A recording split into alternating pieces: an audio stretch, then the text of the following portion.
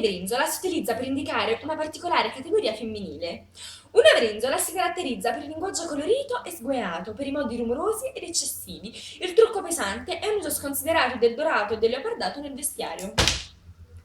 Ma che dici? Ma che strunzato? Ma che significa? Se uno si mette, ma che